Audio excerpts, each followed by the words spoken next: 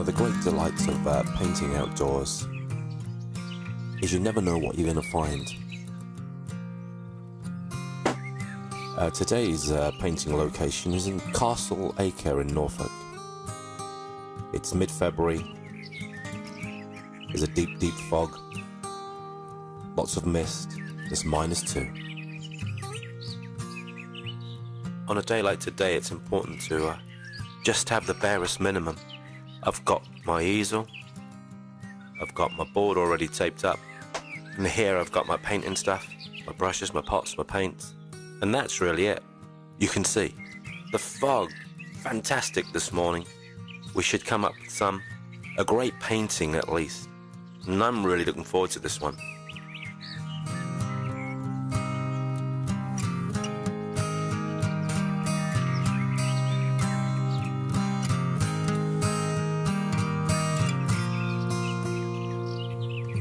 So the natural beauty of Norfolk is incredible, especially on an atmospheric and moody day like today.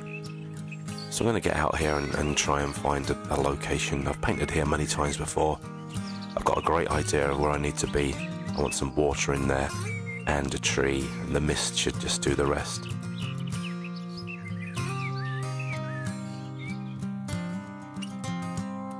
So this looks like it could be a great location. You can see the tree. Classic watercolour subject.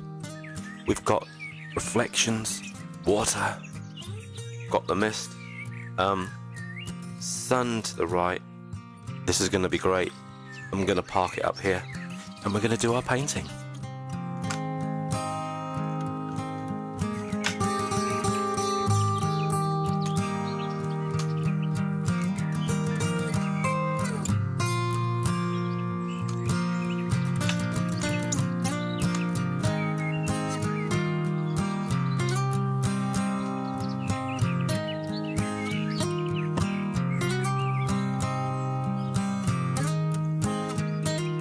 Made a quick sketch of the scene in front of me.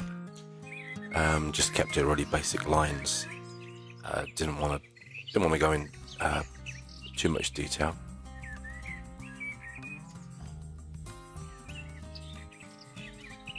So I'm now going to mix up a grey mix with raw sienna and ultramarine using this 3/4 inch Winsor & Newton synthetic brush. I prefer this brush for flat kind of washed skies.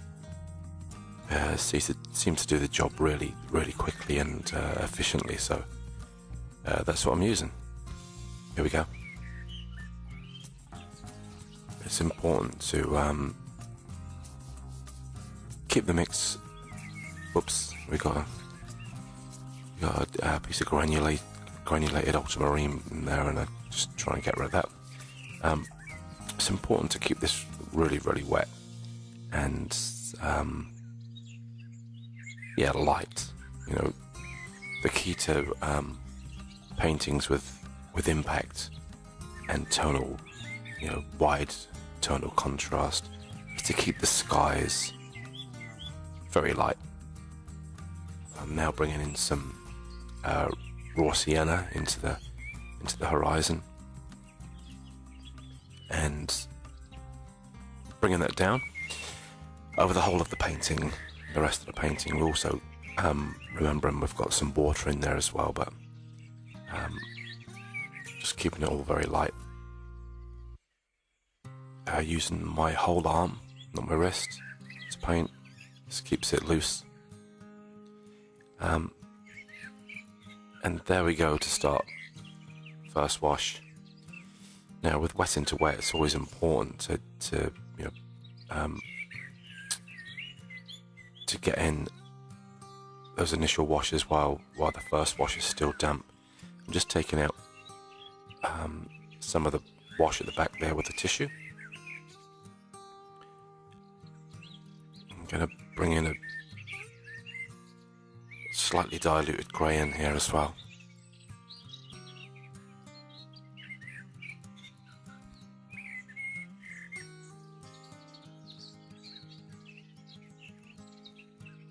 So I'm going to mix up some more of the grey mix. The grey mix again, I think it's raw sienna, ultramarine. There was a touch of burnt umber in there. Those three colours make a nice grey.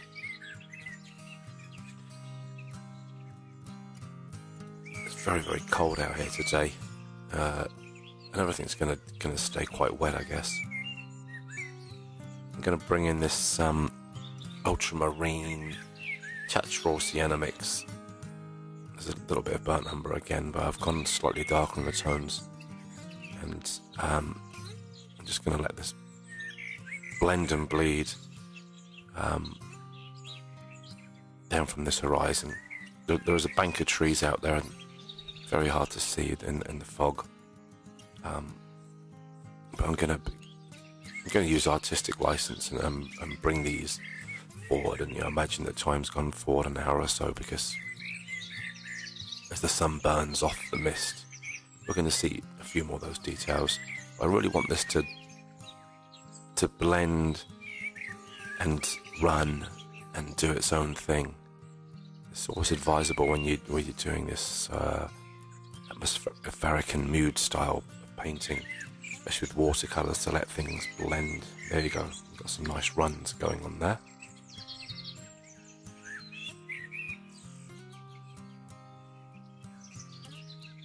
Just letting it do its own thing.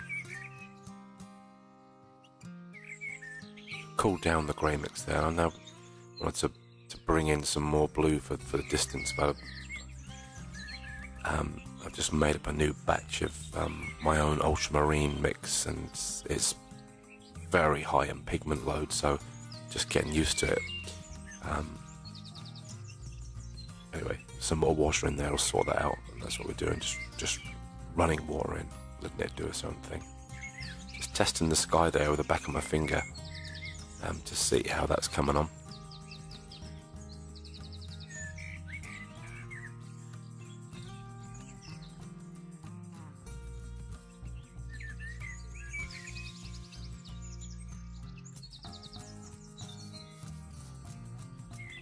Bringing this slightly darker tone of the same mix. Just adding a touch more ultramarine.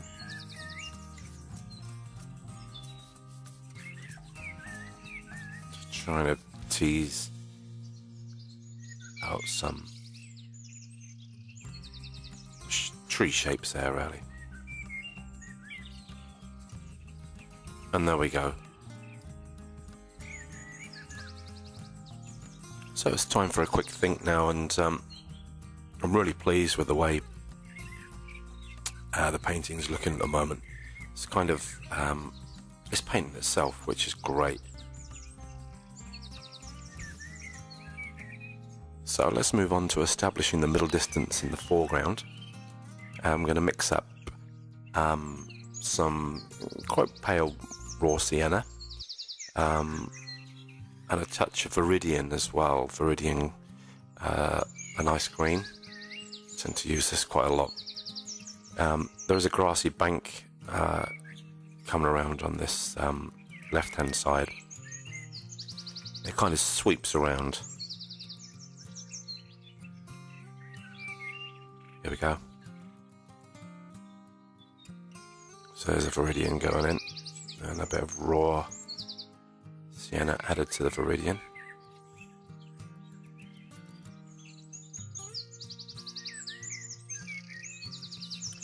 Just as a 16 brush round, just tickling the paper really with the paint.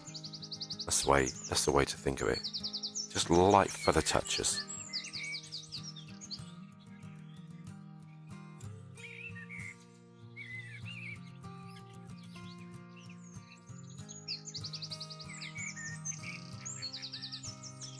Sweeping in round here. Again, just feather touches.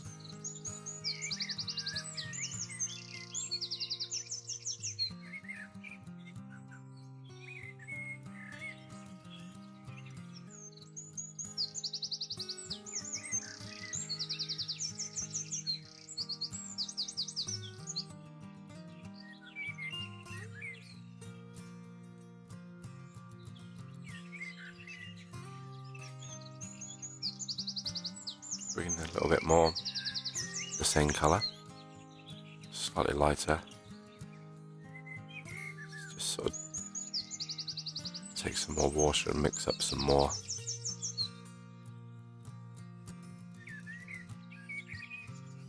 Yeah, try to drag in the fingernail, but actually it's a little bit too wet to do that. Yeah, we need to wait, another minute or so before we can drag in that.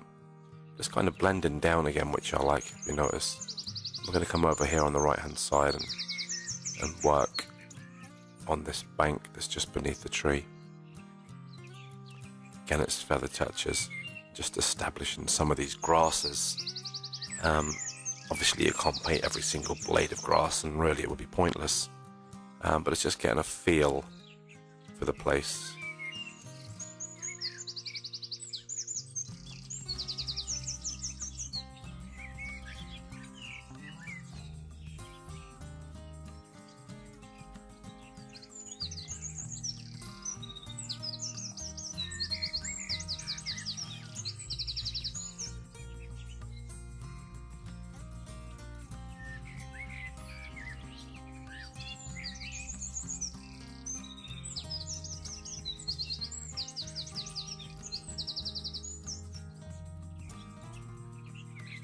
So there's a lot of thinking time going on here. It's kind of thinking on your feet, I think. Watercolour's just so immediate. Many people find it difficult because I think they're kind of hesitant in the way they approach putting the paint to the paper, but things can always be rescued. And remember that the spray gun is a great way to rescue things, as you'll see several times in this DVD.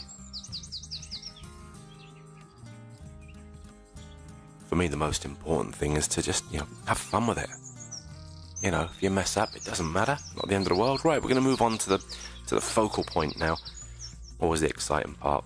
It's our main tree here, and I'm going to bang in some strong burnt umber with a touch of ultramarine coming in as well. Also going to use a little bit of sepia. Though it's very similar to umber, but it's got slightly different characteristics. And also in there is going to be a touch of turquoise. Quite an unusual one, but it's quite a strong one, this turquoise, and that'll go in there as well. So still, I'm using on a 12 now, a 12 round. Just lifting off. So you to get those branches, people can find trees really difficult to do sometimes, and the real key is to remember that start thick from the base and work up and go thin. That's the general rule. If you study trees really carefully, that's not always the case, actually. There are some strange things in nature that kind of defy what we might perceive as being true. But this pressing on with the brush, pushing quite hard, and then as you flick up, lifting off in the pressure. It takes a while to develop that skill, but the more you practice, obviously, the easier it gets. It's kind of dragging up as you pull along. So that's the start, and it's looking a bit stumpy at the moment, but we're going to bring in some finer twiggery in a while. It's always best to mix up different strengths of mix branches. Don't have them all the same mix, because if you have them the same tone, it's going to be pretty boring. I know, I use a lot of silhouettes for my paintings.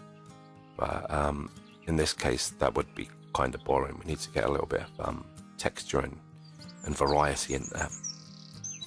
So it really is just tickling the brush across the surface, the push and the lift.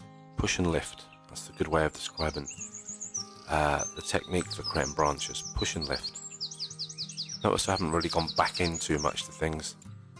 I will be dropping in some water as well, because that's always useful to blur things around.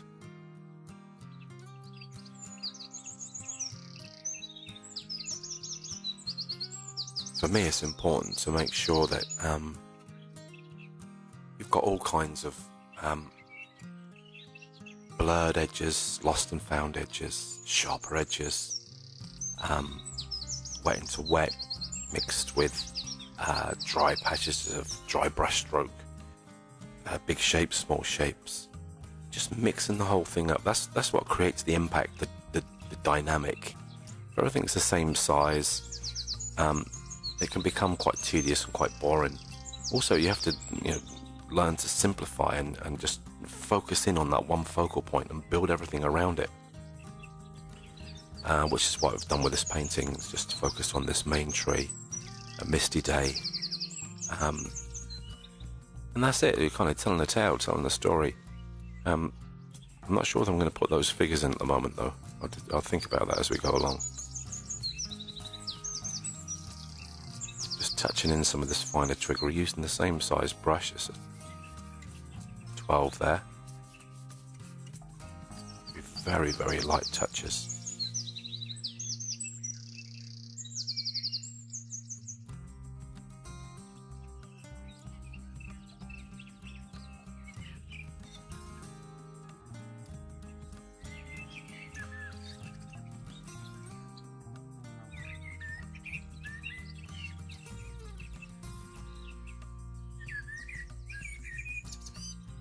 Bringing that big branch in across there.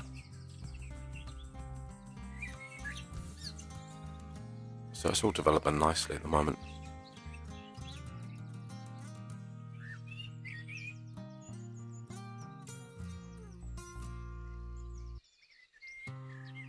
So I'm going to focus on painting the finer twiggery now. Move the camera back a little bit so we can get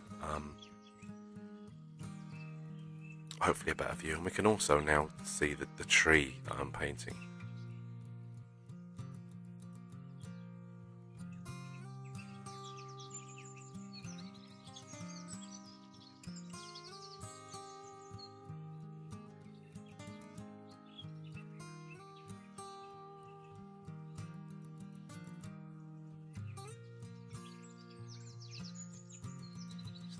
These end branches, teasing these out, gently putting them in. I've moved on to a number 6 round now, a finer brush.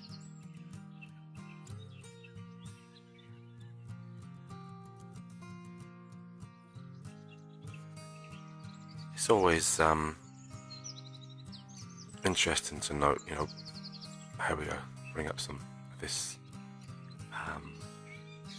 branches that are there on the right hand side. It's kind of like another tree there, but I don't want to bring that in as dark as it is in reality. I just want to focus in on that sort of distant sort of bits that are there behind the main tree.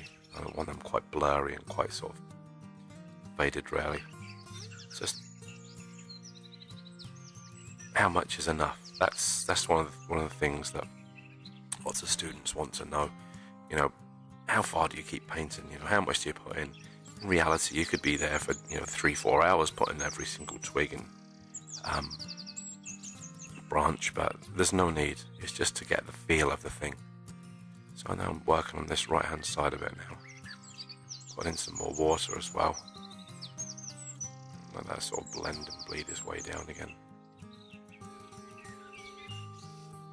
So it's building up nicely.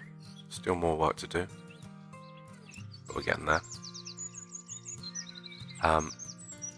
It's so cold on this palette, my hand is just absolutely freezing off, my left hand holding it, because obviously this metal is conducting this -2, and that's not fun. I need to get a plastic palette for when I'm out in this cold weather, I think. So I'm just gonna dot in some foreground wash here. This is a greeny grey mixture from my original Sky mix. So we're going to drop in some water now.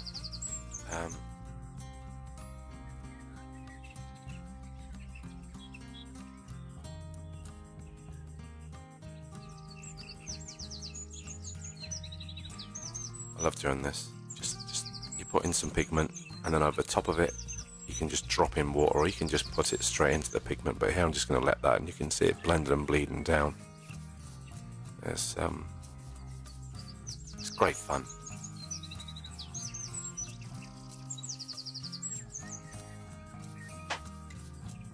Every now and again, get this crazy urge to just chuck some water in, and that's what we're doing here. It's just water being thrown in.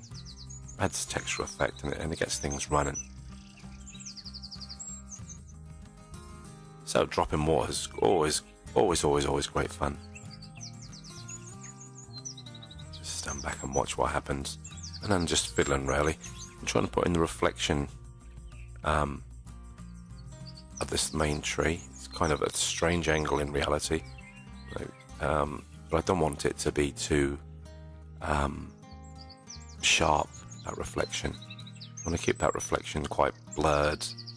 You can look down actually into the river there, and you can see it's quite blurry. I know the river's quite still, but it's running, and it sort of ripples along. So just let the paint do its own thing again.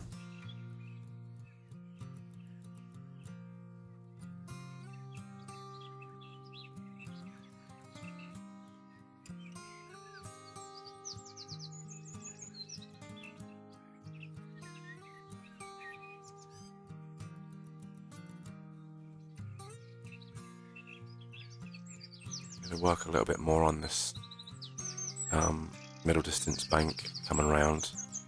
It's tonally not dark enough, and also there's some nice shadows coming into the water.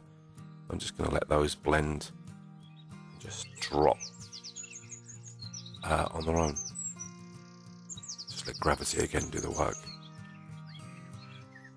There we go.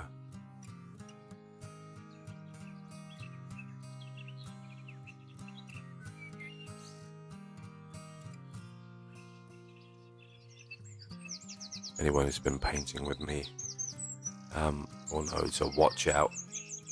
I just tend to chuck paint and excess water off my brush.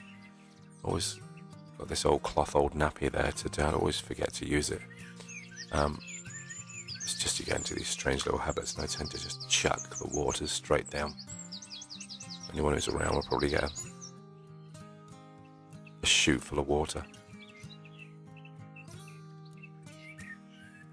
So using my fingers now, just dragging in my nails. Can overdo this, but out there in reality and looking at it, there's a lot of frost on the edge of different plants and foliage coming up. So I want to create that.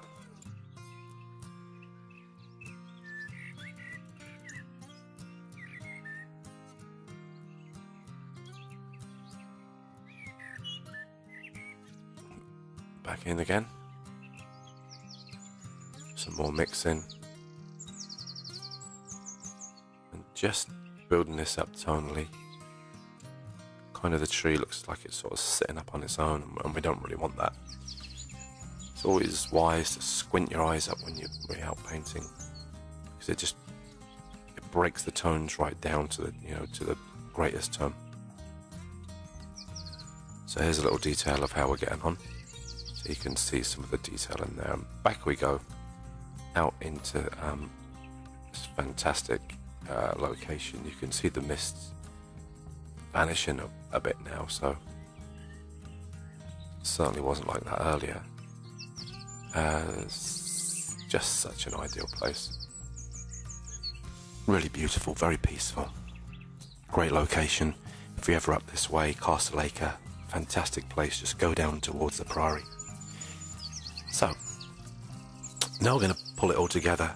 As you saw, the mist changing slightly. So, there's two decisions you've got to make. Do you run with the way nature is changing, and do you try and mimic that, or do you just go with your original plan? from when the painting first started, and just leave things as they are and sort of cast into your memory. It's one of the big challenges of outdoor painting. I'm going to put in a mix along the back there, because tonally I need some more variation. So I'm kind of going a halfway house, I guess. I'm also going to come in here and mix up and try and unify some of this left-hand side, which is a bit blank. Quite pleased with the misty effects at the moment. So more water. It's always clean water. I'm just going to try and... this is just basically water coming in here. There was a touch of grey mixture on there. You can see that sort of coming in. And I'm just going to dab that out and try and tidy it up a little bit.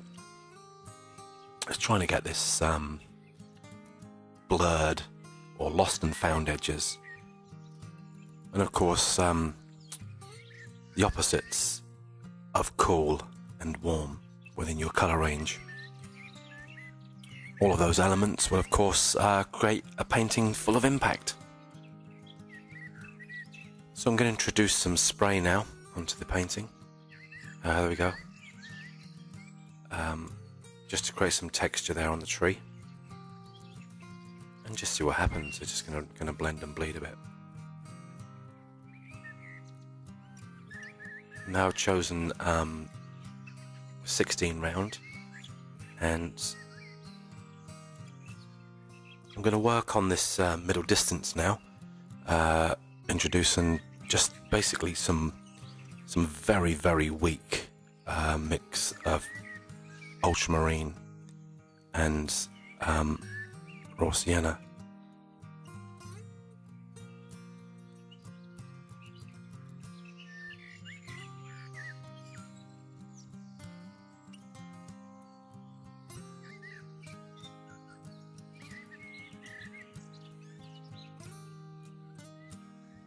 Going to work on a few touches on the horizon line. Same mix again, just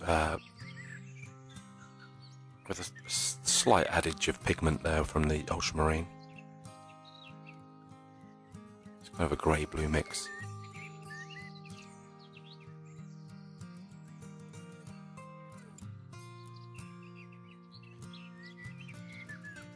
I'm going to just feather in some water there just to let it run a piece. I don't want to too straight a edge on that. Still want to create the effect of mist and lost and found edges.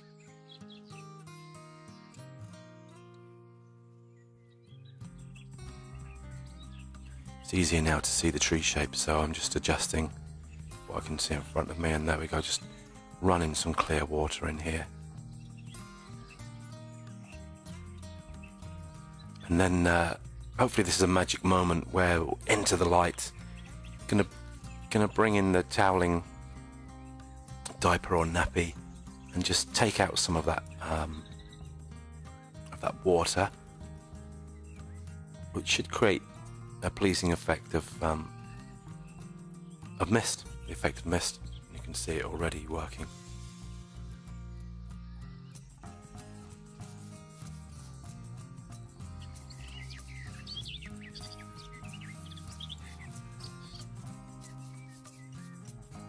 Even though it's very cold, it's an ideal painting here. You really need to be out in nature, and I'm loving what I'm seeing there as far as the mist effect concerned. Now we need to balance up the darks in the painting, bringing some of the middle distance forward, strengthen it up a little bit, which will then, of course, push back the bank of misty trees on the horizon. So here we come in with a mix of burnt umber and a slight touch of turquoise.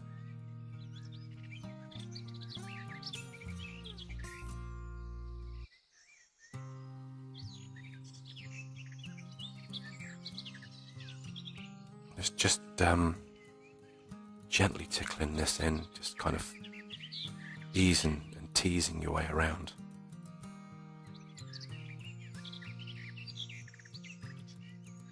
This kind of bears a resemblance of of a fence here, a structure which could lead the eye in. May or may not keep that. It's kind of cliched. I'd probably take that out actually with the spray gun. So sometimes you kind of do these things instinctively and then think, oh, how many times have I, put in, another Seago gate? It's been done so many times. So I'm just going to let it blend and bleed down here and create reflections in the water. That's the next idea. And there's several ways you can do this. You can either drop in water, or opposite way around, have water already there and drop in some pigment. Even while this is wet, I also need to draw out some of these frostier pieces of sort of grass that I can see in front of me. Just need to get that feeling of frost on the tips of the grass. Fingers as well, thumbs, just getting them in there to blur things when they don't quite work. Of course, my fingerprints are in there, which is a good or a bad thing, I'm not sure. Certainly from a DNA point of view, no mistake in this piece of work.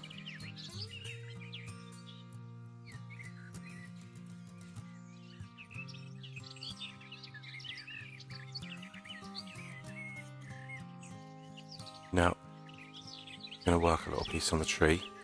I will come back to that middle distance reflections in the water, but I'm just leaving it for the moment, just to watch that bleed and blur down. It's always a personal preference, really, where we go in the painting. It's hard to call. I don't think painting by numbers is not the way to go. As a painting sort of develops, and each one's different, you get the feel of where you need to go next to kind of balance things up. And twiggery, which I'm now putting in, is the bane of many painters' lives. It's like, how much do I do? When do I stop? In reality, before me there's thousands and thousands, tens of thousands of small twigs on the end of these branches. I'm certainly not going to put those in. So we just get a feel for it. And now I'm going to fiddle with some of the finer details again. I'm going to chuck in, just in some sort of muck, really. It's kind of a light wash of a grey in there that I've just thrown into the painting.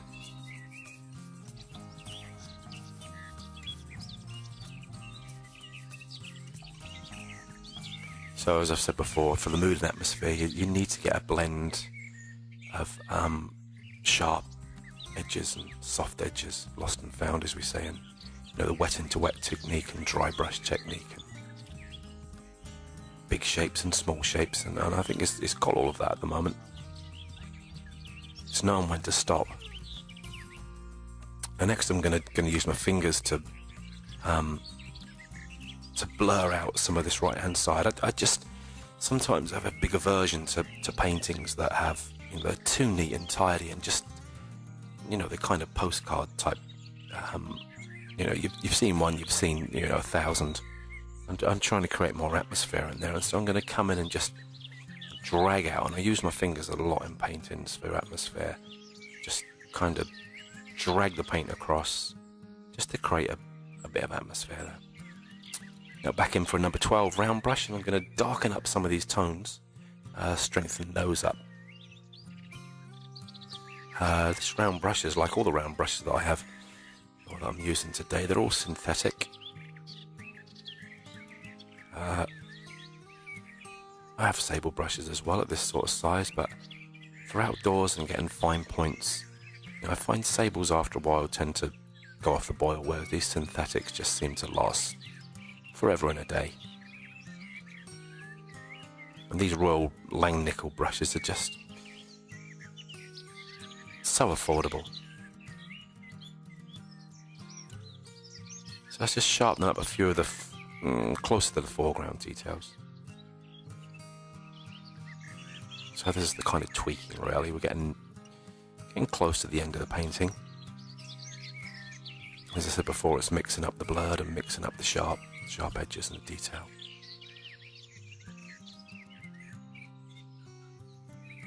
So, bringing in these kinds of detail will bring things forward a bit in the foreground. You notice nothing is really done in isolation. I've kind of just used some of that mixture across there and the bank of trees to the right.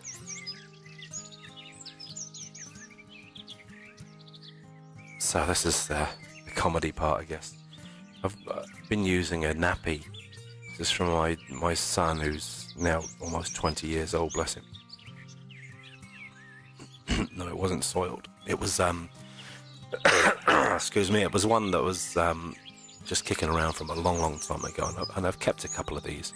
One of them's absolutely filthy, and I use that in my studio a lot. I really need to get that cleaned.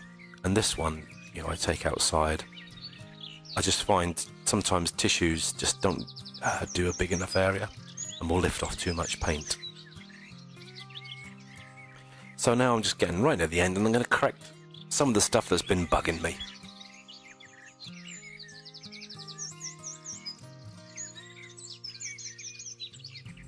So I'm going to mix up some ultramarine and alizarin crimson and just try and unify some of these highlights really in the foreground. Excuse me. On the left hand side, it's just too light. It's kind of competing with the focal point, and you need to make sure your focal point is your lightest light and darkest dark. So I'm just going to introduce another wash over on this left hand side. There we go.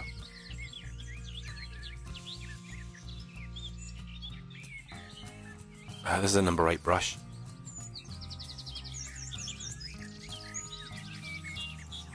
And straight away you can see it kind of pulls that forward more.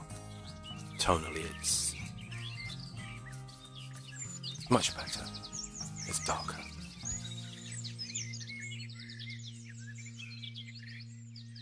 I still want to go a little bit darker because I just need to push that forward a bit. There we go.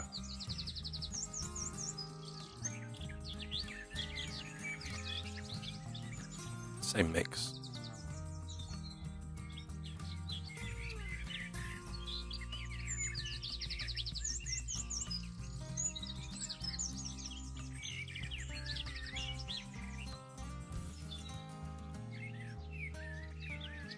I'm going to bring it in over the right hand side as well, just to balance from a colour point of view, and also tonally slightly darker down here, just to balance that foreground up.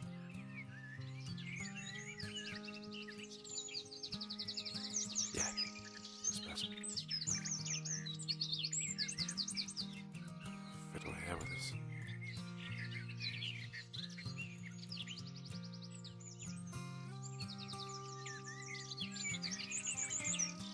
Bringing some darker tones now, again with burnt umber. A touch of ultramarine in there.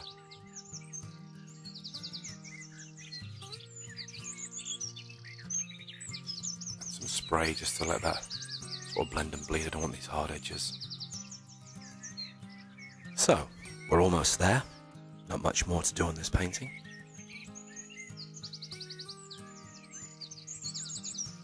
Just a few minor corrections to sort out. One of them was down here as just not working, this double scratched out piece. So I'm just going to get rid of the whole thing, like just my finger. It's still wet enough to do that. And then I'll drag that across and make a little reflection. There we go. So much of painting is spontaneous. And again, I think that's just doesn't work, so let's try and scratch some of that out and rub that out with a finger.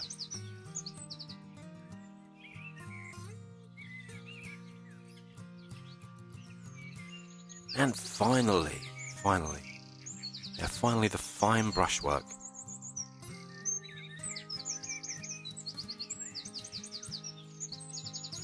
It's really, again, on these, I could have left it, but this part was blurred, and I just wanted to sharpen it, just so it brings the tree forward really and defines the distance and the foreground. So I'm just bringing in some drier brush in here, sharper paint, liquid paint. This is ultramarine, and a touch of burnt umber.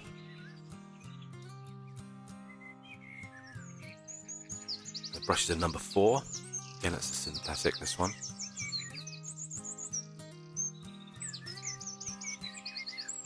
Almost just stroking the paper.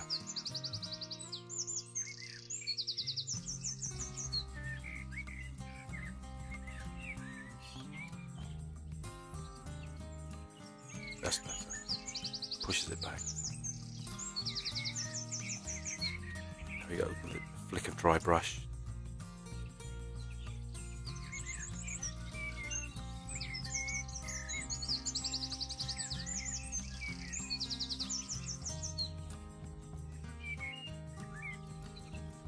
Touch more work on the ends of the twiggery. More dry brush. And as I said earlier, it's I guess it's knowing when to stop. The late great Roland Hilder, if you look at much of his twiggery work, there's a lot going on in his trees. You know, so I know some artists will say, oh, you don't want to overstate things, but sometimes it just depends the effect you're trying to create. It's all about the feel of the time.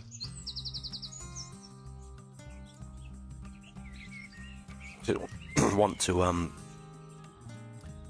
make sure that those sort of grey branches are pushed back, so I'm just bringing across some finer work here just to push those greyer branches back. And finally, a few touches in this foreground just to sharpen things up a little bit with this fine brush.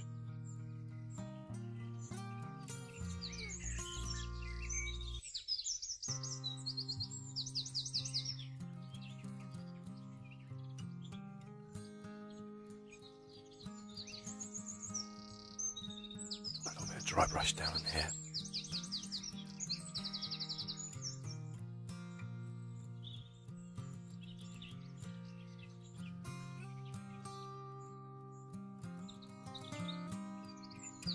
More detail. Getting near the end now.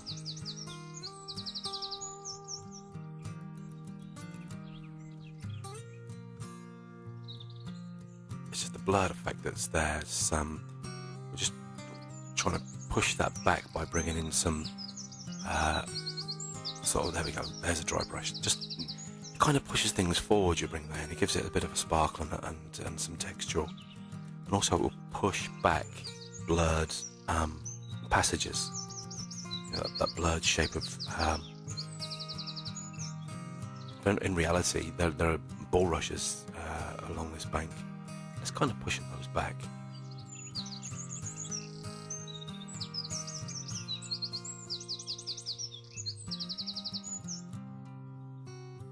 I'm quite pleased with the way this turned out. So, hope you enjoyed that one.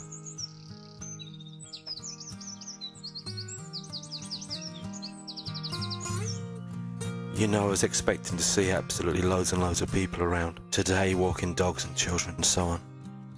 But there's not been a single soul.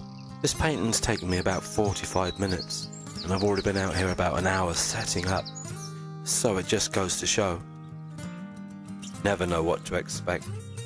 These last few days painting out in Norfolk, met a lot of people, but today, no one. Maybe it's just the fog that puts people off. Great painting today, really enjoyed this one. I'm very pleased. Fine location here in Castle Acre in Norfolk. Cheers.